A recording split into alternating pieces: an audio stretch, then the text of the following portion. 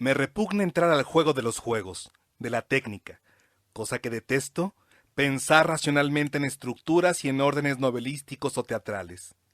Por eso me entrego al desorden.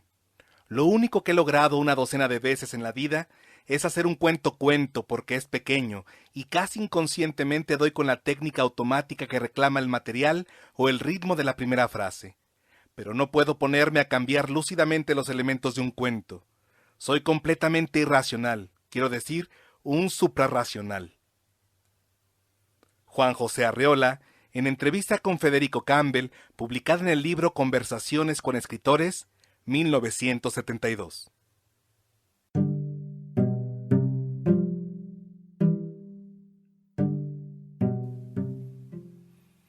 Hola, ¿qué tal, mundos posibles? Yo soy Jorge Ursúa, soy profesor de literatura y les doy la bienvenida al 24º episodio de Cuento Luego Existo, un podcast que tiene la intención de fomentar la lectura de cuentos de diversos autores. Hoy tengo como invitado un cuento titulado Parábola del trueque del escritor mexicano Juan José Arreola, publicado en 1952 en el libro de relatos Confabulario. Es un texto genial, satírico y fantástico. Adentrémonos en un pueblo en donde los hombres han decidido cambiar a sus viejas esposas por nuevas mujeres rubias y doradas.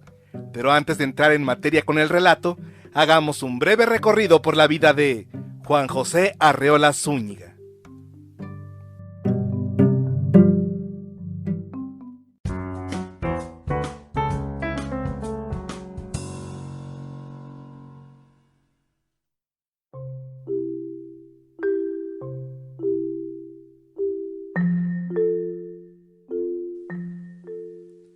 Juan José Arreola nació en Zapotlán el Grande, Jalisco, México, el 21 de septiembre de 1918. En un texto titulado De Memoria y Olvido, que a su vez hace de introducción al libro de relatos Confabulario, Arreola escribe: Nací el año de 1918, en el estrago de la gripa española, día de San Mateo Evangelista y Santa Ifigenia Virgen, entre pollos, puercos, chivos, guajolotes, vacas, burros y caballos. Di los primeros pasos seguido precisamente por un borrego negro que se salió del corral. Su origen rural, de uno de los pueblos del sur de Jalisco, enmarcó gran parte de su obra con un sello único. Acerca de su terruño, Arreola nos dice: Yo, señores, soy de Zapotlán el Grande, un pueblo que de tan grande nos lo hicieron Ciudad Guzmán hace 100 años, pero nosotros seguimos siendo tan pueblo que todavía le decimos Zapotlán. Es un valle redondo de maíz, un circo de montañas sin más adorno que su buen temperamento, un cielo azul y una laguna que viene y se va como un delgado sueño. A los 3 años comenzó a asistir a la escuela, pero cuando estaba en 4º año de primaria, en un momento de convulsión social, tuvo que abandonarla. En otro pasaje del texto de Memoria y Olvido, Juan José Arreola relata: No pude seguir en ella por razones que sí vienen al caso, pero que no puedo contar. Mi infancia transcurrió en medio del caos provinciano de la Revolución Cristera. Cerradas las iglesias y los colegios religiosos, yo, sobrino de señores curas y de monjas escondidas, no debía ingresar a las aulas oficiales o pena de herejía. Mi padre, un hombre que siempre sabe hallarle salida a los callejones que no la tienen, en vez de enviarme a un seminario clandestino o a una escuela del gobierno, me puso sencillamente a trabajar. A los 12 años, entré como aprendiz al taller de don José María Silva, maestro encuadernador, y luego a la imprenta del Chepo Gutiérrez. De allí nace el gran amor que tengo a los libros en cuanto a objetos manuales. El otro, el amor a los textos, había nacido antes por obra de un maestro de primaria a quien rindo homenaje. Gracias a José Ernesto Aceves supe que había poetas en el mundo, además de comerciantes, pequeños industriales y agricultores. Juan José Arreola fue autodidacta, estudiaba y leía por su cuenta, se sumergió en los libros y admiró con asombro las maravillas del conocimiento. A los 15 años ya había leído autores como Baudelaire, Walt Whitman y Giovanni Papini. Aprendió francés por su cuenta. En una entrevista publicada en 1993 por el diario colombiano El Tiempo, el escritor jalisciense afirma: Desde chico empecé a cultivarme al lado de mi hermana mayor en la literatura francesa, juntos, sin ningún maestro. Yo pude acceder al mundo de la literatura francesa con una vocación natural, con un empeño y siempre a través de la literatura. Cumplidos los 18 años, Juan José Arreola se dirigió hacia la Ciudad de México para estudiar en la Escuela Teatral de Bellas Artes. El filólogo Antonio Alatorre, uno de los grandes amigos de Arreola, en una semblanza publicada en 1999 en la revista Letras Libres, describe que Arreola en su juventud tenía rasgos afilados, mirada alerta y movilidad de ardilla. Además escribe: en 1937, recién llegado a la Ciudad de México por el deseo de estudiar teatro sin un centavo en los bolsillos, Arreola agarró una chamba de abonero. Por las mañanas recorría de puerta en puerta las vecindades vendiendo zapatos en abonos fáciles. Para costearse las clases de teatro, Arreola también se desempeñó en otros oficios, entre ellos el de actor de radionovelas en la XEQ. En 1939, Arreola trabajó como actor al lado del poeta Javier Villaurrutia, y este mismo año se incorporó en la compañía teatral del dramaturgo Rodolfo Usigli. Tras una breve y fallida gira, volvió a su natal Zapotlán, en donde continuó con su interés por el teatro e impartió clases en una secundaria. En 1940 se casó con la joven Sara Sánchez, con quien tuvo 3 hijos, Claudia, Orso y Fuensanta. En 1943, interesado en la escritura, pues en ese periodo ya había publicado algunos textos, se dirigió a la ciudad de Guadalajara y comenzó un trabajo como articulista y jefe de circulación en el periódico El Occidental. Un año más tarde, a Arreola se le presentó la oportunidad de viajar a París al lado del director de teatro francés Louis Jouvet, con una beca otorgada a través del Instituto Francés de América Latina. Arreola cuenta: mi vida está dividida en antes y después del viaje. Se me antoja del tamaño de un sueño constelado de impresiones extraordinarias. Me fue dado a mí, aspirante actor, pisar el escenario de la comedia francesa en compañía de los más ilustres comediantes de Francia. En 1945 regresó a Guadalajara y fundó la revista Pan al lado de sus amigos Antonio Alatorre y Juan Rulfo. Un año más tarde, en 1946, partió de nuevo a la Ciudad de México, donde trabajó como corrector y redactor en el Fondo de Cultura Económica, recomendado por su amigo Antonio Alatorre. Al respecto escribió: el fondo fue mi universidad. Los reducidos conocimientos que poseía y la dispersión de mis lecturas desordenadas y caóticas se organizaron bruscamente con la corrección de pruebas, la lectura obligatoria de libros de historia, filosofía, economía, sociología y sabe Dios cuántas cosas. En 1956, Arreola recibió la propuesta de dirigir una compañía teatral que sería patrocinada por la Universidad Nacional Autónoma de México. En esa misma década, Arreola es invitado a hacerse cargo de la Casa del Lago, que se convertiría en un importante centro cultural. Después se dedicó a impartir clases en la Escuela de Teatro del Instituto Nacional de Bellas Artes y en el Centro Mexicano de Escritores. El ensayista y editor Pavel Granados, en un artículo titulado 100 años de Juan José Arreola, escribe: Arreola formó parte de una notable generación de escritores que incluye nombres como Juan Rulfo, José Luis Martínez, Alichu Macero y Antonio Alatorre. Es el gran ejemplo del intelectual autodidacta, que por su talento conquistó la admiración y el cariño de personajes como Gabriela Mistral, quien lo consideraba casi su hijo. Arreola fue también un personaje de la Ciudad de México. La caminaba, la conocía y la quería, y fue uno de nuestros grandes narradores orales. Pocos como él han sabido mantener de un hilo la atención de sus escuchas. Eran famosas las conferencias de este prosista. En ellas no nada más hacía castillos en el aire, hacía ciudades, épocas, autores, anécdotas, viajes en verdaderos poemas hechos de palabra hablada. Durante varios años también fue tallerista literario. Varios escritores nacientes como Elsa Cross, José Agustín, Juan Tobar y René Avilés Favila recibían recomendaciones y una guía muy puntual por parte de Arreola.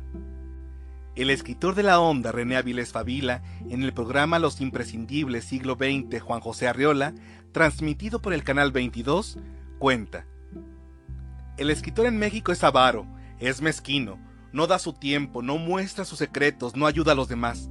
o ayuda en todo caso a un modesto grupo de elegidos tal como lo hacía por ejemplo Octavio Paz. No, Arreola, con una gran generosidad, nos abrió las puertas y nos dijo: todos los miércoles nos vamos a reunir en la sala de mi casa de 5 a 7. Y así fue, llegamos nosotros y muchos más. Leía los cuentos de cada uno de nosotros y si algo le parecía interesante, si algo le llamaba la atención, inmediatamente Arreola lo llamaba para sesiones extras. Todo esto sin cobrar, nadie pagaba un peso. Arreola le quitaba tiempo a su arte para dárselo a los jóvenes. Arreola hace un reconocimiento de los nuevos caminos de la literatura mexicana, escribiendo: no he tenido tiempo de ejercer la literatura, pero he dedicado todas las horas posibles para amarla. Amo el lenguaje por sobre todas las cosas y venero a los que mediante la palabra han manifestado el espíritu, desde Isaías a Franz Kafka. Desconfío de casi toda la literatura contemporánea. Vivo rodeado por sombras clásicas y benévolas que protegen mi sueño de escritor, pero también por los jóvenes que harán la nueva literatura mexicana. En ellos delego la tarea que no he podido realizar. A partir de 1970, Juan José Arreola comenzó una serie de apariciones en programas de televisión, como por ejemplo, como comentarista del Mundial de Fútbol en 1970, en diferentes programas de celebridades o como comentarista en los Juegos Olímpicos de Barcelona de 1992. Antonio Latorre escribe al respecto: sobre la larga carrera de Arreola como astro de televisión no diré ni malo ni bueno. Varias veces oí decir a personas del gremio intelectual: qué pena cómo ha degenerado Arreola, pero yo creo que esas personas no le concedían a la Vox Populi el respeto que merece. Además, a propósito de uno de los mayores escándalos, el de Arreola metido a comentarista de deportes en un mundial de fútbol, contaré lo que me dijo Rui Pérez Tamayo. Ese Arreola, a diferencia de los comentaristas de cajón que todo el tiempo se desgañitan exhibiendo su profesionalismo, él nos descubre serenamente, pero con qué entusiasmo, el sentido profundo de la competencia entre dos grupos humanos. Nos da una cátedra de filosofía del deporte. Entre las obras más importantes del escritor Juan José Arreola se destacan Varia Invención de 1949, Confabulario de 1952, La Feria de 1963, Palíndroma de 1971, Bestiario de 1972. Sobre este libro viene al caso una anécdota interesante que años más tarde reveló el escritor José Emilio Pacheco, afirmando que fue un libro que Juan José Arreola le dictó durante una visita al zoológico de Chapultepec. Este libro se conforma de una serie de estampas sobre animales reales en que se mezcla lo real y lo fantástico.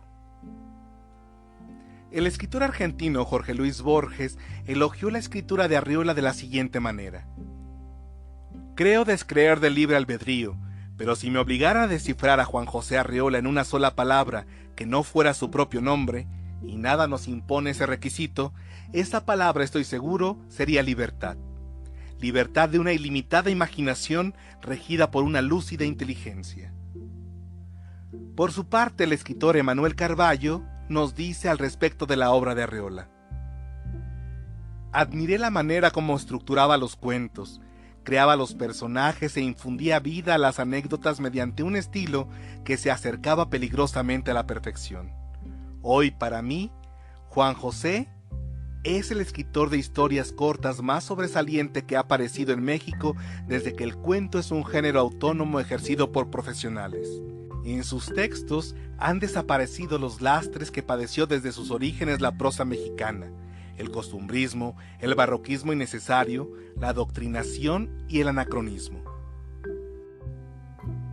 Su única novela, La Feria, fue publicada en 1963. Es una obra construida a partir de fragmentos o mosaicos en los que se construye la historia de su natal Zapotlán el Grande. Es una obra polifónica en la que se le da voz a diversos personajes que con tintes de humor, datos históricos, anécdotas y descripciones del paisaje nos sumergen en un mundo rural cambiante. Acerca de esta obra, Arreola cuenta: La feria está compuesta de elementos reales, de recuerdos, de formas de lenguaje en las que casi nunca busqué una perfección o una expresión poética, sino a veces, lisa y llanamente, el lenguaje de todos los días. Y de pronto los rasgos así pícaros. Entre los premios que obtuvo se encuentran Premio Jalisco de Literatura de 1953, el Premio Javier Villaurrutia en 1963, el Premio Nacional de Periodismo, el Premio Nacional de Ciencias y Artes, el Premio Internacional de Literatura Juan Rulfo en 1990, el Premio Internacional Alfonso Reyes, entre muchos más. En la memoria quedan recuerdos de sus discursos, su histrionismo, sus recitales, las conversaciones en el Café Madoka de Guadalajara, de sus participaciones televisivas, entre muchas más. La amistad entrañable entre Arreola y varios de sus contemporáneos desató diversas polémicas, sobre todo su amistad con Juan Rulfo.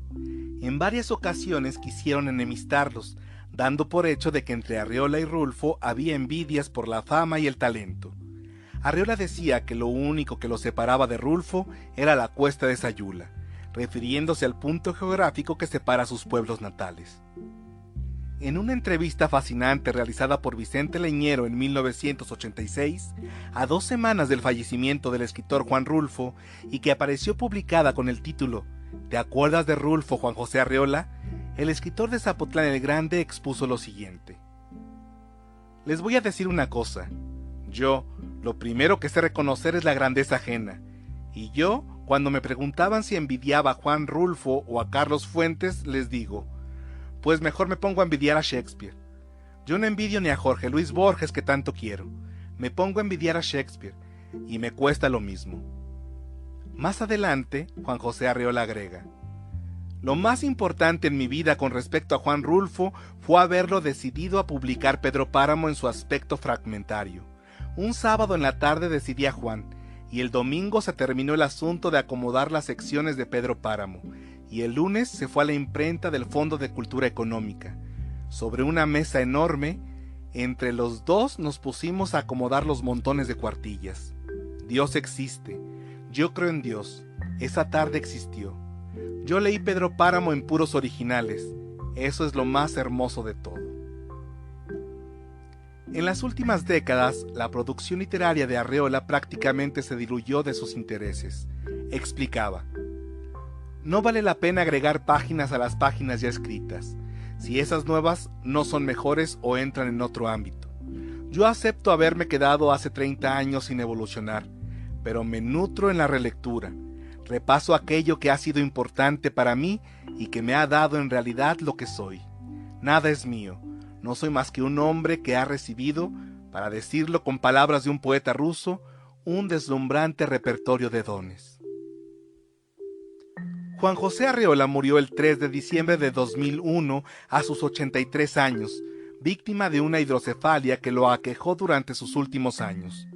En 2015, sus restos fueron trasladados a la Rotonda de los Jaliscienses Ilustres en el centro de la ciudad de Guadalajara. Antonio Latorre dijo que la palabra que mejor definía a Arreola era entusiasta. Sobre su vejez, Arreola compartió lo siguiente: No hay cosa más horrible en el mundo que el hastío, lo dijo Baudelaire. Yo veo personas de 20 y tantos años hastiándose de la vida. Ahora, que no me digan que tengo nostalgia de la juventud. No tengo ningún malestar de ser viejo. La vejez es una diversión continua, porque es un desaprender y ya no se pueden dar los pasos de antes.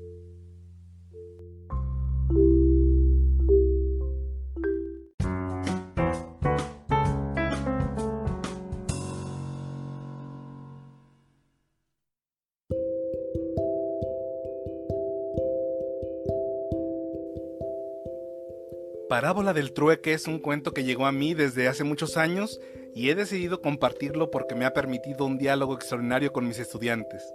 Es un texto que nos confronta, que nos mueve la estructura mental por las ideas que enuncia, que nos hace profundizar en una crítica acerca de los estereotipos, el machismo, los roles de género, la discriminación y el racismo.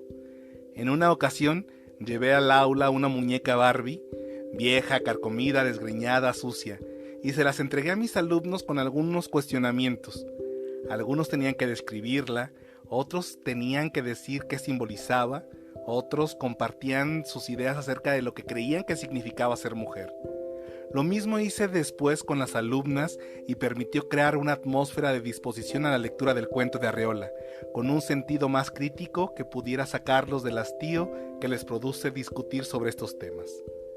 Por esta razón me gusta mucho este cuento y le tengo un cariño especial. Bueno, vamos a la síntesis del relato. Parábola del trueque, de Juan José Arreola, narra la historia de un matrimonio que se ve afectado en el momento en que llega un mercader al pueblo en donde viven.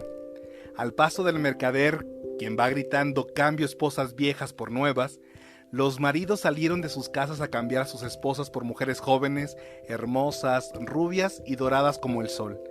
Esto a cambio de unos precios fijos, con pruebas de calidad y certificados de garantía, pues se decía que eran mujeres de 24 quilates. Muchos hombres quedaron arruinados por los cambios realizados. El narrador de este cuento, que no tiene un nombre definido, nos dice que quedó deslumbrado mientras veía sobre un carromato suntuoso a una mujer que parecía un leopardo. Pero se avergonzó por lo que sentía y volvió su rostro a ver a su esposa Sofía, quien estaba bordando sobre un mantel las iniciales de ambos. Sofía estaba con aparente tranquilidad, ajena al escándalo que sucedía afuera, pero el narrador sabía que algo estaba escondiendo. Esa misma noche, durante la cena, Sofía le reclamó a su marido por no haberla cambiado por otra mujer, tal como todos los maridos cambiaron a sus esposas. Se fueron hundiendo en el vacío y en el silencio. El pueblo se volvió en una especie de isla en que la felicidad se desbordaba. En el día, las mujeres se la pasaban acostadas en la cama, pero por las tardes los hombres paseaban con sus nuevas esposas pavoneándose. Los maridos no se separaban de ellas, descuidando sus trabajos. El narrador del relato nos dice que él pasó como tonto ante los ojos de los vecinos, perdió los amigos que tenía porque creyeron que les quería dar una lección de fidelidad. Su relación con Sofía se iba a menos porque ella no quería salir con su marido para evitar comparaciones. A pesar de los regalos que el narrador le daba a su esposa, Sofía se sentía culpable de que no la hubiera cambiado. Sin embargo, un día las rubias comenzaron a oxidarse. Se descompusieron con las primeras lluvias y empezaron a notar que habían perdido la belleza garantizada por el mercader. Sofía, tras conocer lo que estaba sucediendo, se llenó de júbilo y comenzó a salir, pero no le perdonaba a su marido que no la hubiera cambiado porque creía que no había sido un acto genuino. Entonces se llenó de admiradores y la pareja fue envidiada por todos. Los hombres del pueblo, molestos, decidieron ir a buscar al mercader que los había engañado, jurando vengarse de su charlatanería. El cuento termina de la siguiente manera.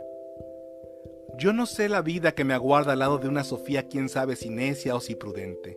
Por lo pronto, le van a faltar admiradores. Ahora estamos en una isla verdadera, rodeada de soledad por todas partes.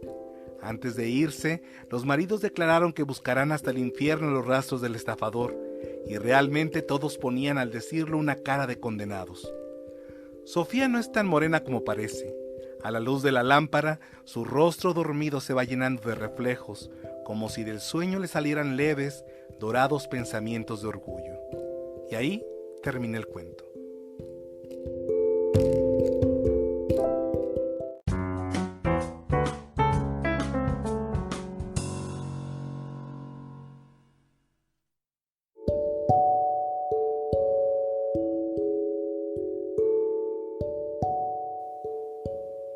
El escritor Emanuel Carballo, acerca de la obra de Juan José Arreola, dice lo siguiente: es un prosista extraordinario, todo lo que toca lo vuelve distinto. El lenguaje nace de su mano y es una especie de pequeño creador que está ordenando el mundo. Parábola del trueque de Juan José Arreola es un texto que desde el título condiciona la estructura y la intención del propio relato.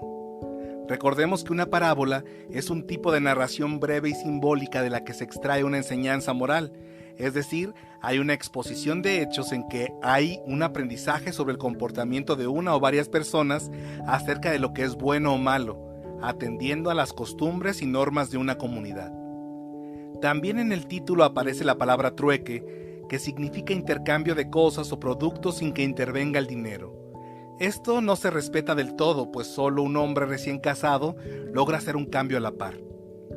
En otro sentido, trueque nos revela una transición, un cambio, o por llamarlo de otra manera, una vuelta de tuerca en el propio cuento. El comentario de este episodio se centrará en las contraposiciones con las que simbólicamente se construye la narración, tanto las contraposiciones entre los personajes, así como de sus condicionantes que permiten que el conflicto se establezca. Entre las contraposiciones más evidentes que se establecen en el relato se encuentran lo masculino y lo femenino, lo individual y lo colectivo, lo nuevo y lo viejo, lo bello y lo feo, lo rubio y lo moreno, lo dorado y lo ennegrecido. Las contraposiciones son extremos que nos hacen ver a un mundo posible en blanco y negro, una posición en la que si no eres de una u otra manera, en el que si estás lejos de los cánones o estereotipos aceptados, quedas fuera de la aceptación. En Parábola del Trueque se exhiben contrastes simbólicos en donde los hombres, por ejemplo, actúan como una colectividad sin razón, primitiva, y que convierten a las mujeres en objetos de cambio, en productos, en cosas que les pertenecen como si fueran mercancía. Exhiben su inconformidad e insatisfacción. No les basta quien está a su lado, cosifican a la mujer para intercambiarla. Los personajes masculinos muestran un deseo de poseer lo exótico, una aspiración hacia el estereotipo que ha sido impuesto por el orden hegemónico.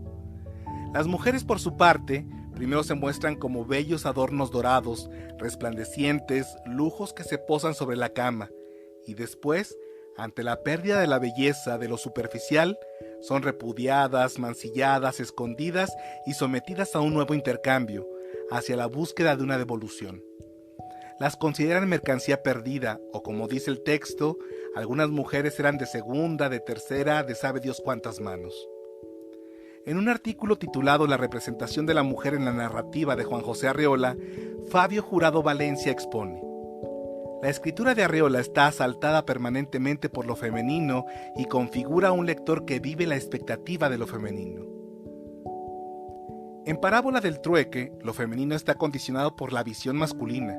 Las mujeres cumplen un rol preestablecido sin la oportunidad de escapar de él.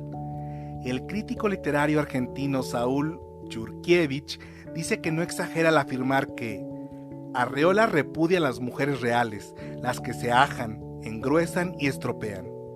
Por su parte, Fabio Jurado Valencia expone: no son narradores misóginos u hombres reprimidos sexualmente los que hablan aquí, sino narcisos, hombres que primero quieren amarse a sí mismos para poder amar a los otros, hombres o mujeres, y es aquí en donde hallamos el conflicto de estos narradores, testigos de lo que ha sido el mundo, narradores competentes intelectualmente para escudriñar aquello que constituye lo más recóndito de la vida humana, la experiencia de la pareja. Desde la individualidad tenemos a un personaje femenino clave para entender el relato, Sofía. Es el único personaje que tiene nombre y que además su nombre tiene un significado sustancial. Sofía significa mujer que posee sabiduría. Sofía es el contrapeso de todos los elementos que configuran el relato. Es quien se mantiene hasta el final y resulta avante.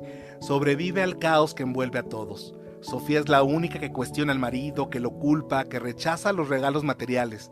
Es la única que tiene convicción porque se da cuenta que en el fondo el marido deseaba cambiarla. Sofía, como representación de la sabiduría, se contrapone a lo superficial. Ella permanece. Por otra parte, el narrador es un hombre dubitativo, movido por lo que sucede en el pueblo, por el intercambio que hacen los otros hombres. Es indeciso y siente un deslumbrado deseo de añoranza por la mujer que parece leopardo. Incluso, al final, nos deja a los lectores una frustración porque no demuestra un aprendizaje, no muestra un cambio a pesar de lo sucedido. Las líneas finales del cuento cuando dice: Sofía no es tan morena como parece. A la luz de la lámpara su rostro dormido se va llenando de reflejos, como si del sueño le salieran leves, dorados pensamientos de orgullo. Esta cita revela una negación del ser de Sofía, es una aceptación a medias, sin conciencia, sin autenticidad.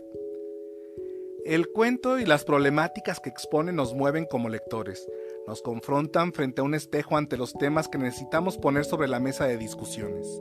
La literatura es una red tejida desde la imaginación que nos permite abordar de manera crítica la realidad asfixiante en la que vivimos.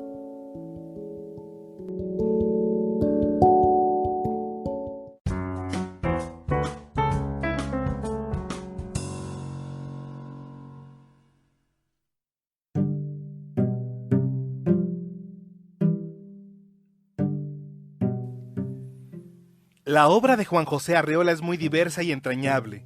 Es uno de los autores más consentidos por los lectores mexicanos por el uso del lenguaje como si fuera una lámpara que ilumina el mundo.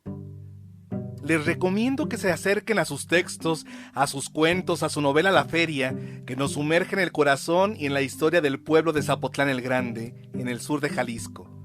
Y no me puedo despedir de este episodio sin recomendarles otros de mis relatos favoritos de este autor jalisciense.